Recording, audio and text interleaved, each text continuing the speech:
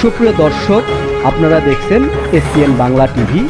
দেখুন ও সাবস্ক্রাইব করুন SPN Bangla TV, দেশ ও মানুষের কথা বলে।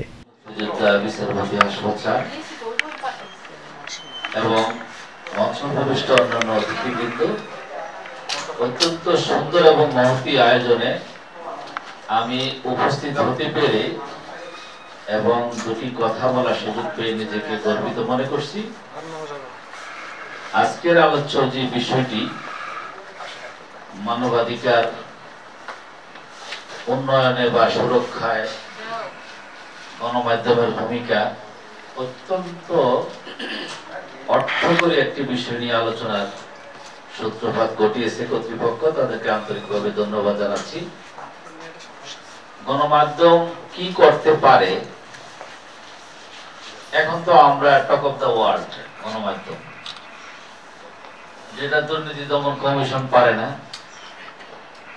যেটা বাংলাদেশ ব্যাংকের ইন্টেলিজেন্স, ফাইন্যান্সিয়াল ইন্টেলিজেন্স তারা পারে না, যেটা জাতীয় রাজস্ব বোর্ড পারে না, সেটা এক ছাগল কাণ্ডে সকলের হাতে মোবাইল থেকে সবকিছু ব্রডকাস্ট হয়ে গেল।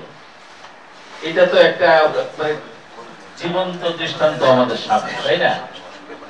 সুতরাং মানবাধিকার উন্নয়নের বিষয়ে, সুরক্ষার বিষয়ে, মানবাধিকারের কার্যক্রম বাস্তবায়নের বিষয়ে গণমাধ্যম যদি এভাবে অবদান রাখে, তাহলে ইনশাল্লাহ আমরা যারা মানবাধিকার আন্দোলনের সাথে জড়িত আছি, আমাদের চেষ্টার সাথে যদি আপনাদের সক্রিয় সহযোগিতা থাকে, সমন্বয় থাকে, তাহলে ইনশাল্লাহ সফল কাম হতেই পারবো ইনশাল্লাহ। কারণ সহযোগিতা ছাড়া, অ্যাওয়ারনেস ছাড়া, সকলের সম্মিলিত প্রচেষ্টা ছাড়া কোনো সফলতা আসে না, এটাই স্বাভাবিক।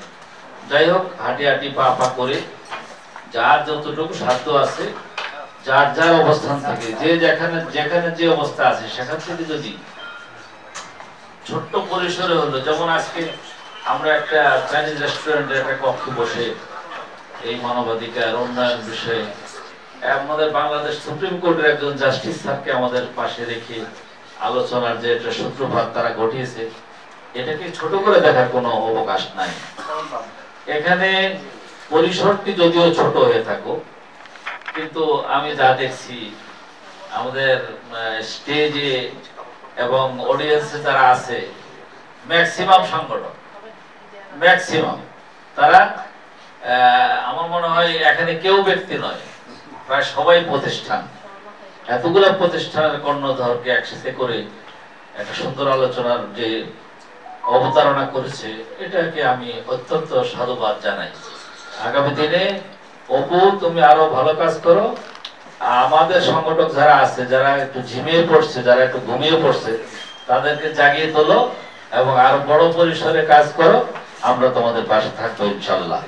অবশেষে সৃষ্টির শ্রেষ্ঠ জীব মানুষ, আশরাফুল মখলুকাত, আমার সংগঠনের উপদেষ্টা ছিল জাস্টিস হাবিবুর রহমান খান স্যার। খান স্যার বক্তব্যের মধ্যে বলছিল, মানুষের অধিকার মানুষই নষ্ট করে, পশুরা কোনো মানুষের অধিকার নষ্ট করে না। আসুন, আমরা যারা সৃষ্টির শ্রেষ্ঠ জীব মানুষ, মানুষের অধিকার প্রতিষ্ঠায় সকলে আন্তরিক হই, সকলের সম্মিলিত প্রচেষ্টার মাধ্যমে মানুষের অধিকার প্রতিষ্ঠা করি, মানুষ হিসেবে মানুষের পাশে থাকবো, এই আশাবাদ ব্যক্ত করে সকলকে ধন্যবাদ জানিয়ে এবং মাননীয় প্রধান অতিথি, সভাপতি, মঞ্চভূমিষ্ঠ অন্যান্য অতিথিবৃন্দের নিকট থেকে আমি বিদায় চেয়ে আমার বক্তব্য শেষ করছি। আসসালামু আলাইকুম ওয়া রাহমাতুল্লাহি ওয়া বারাকাতুহু।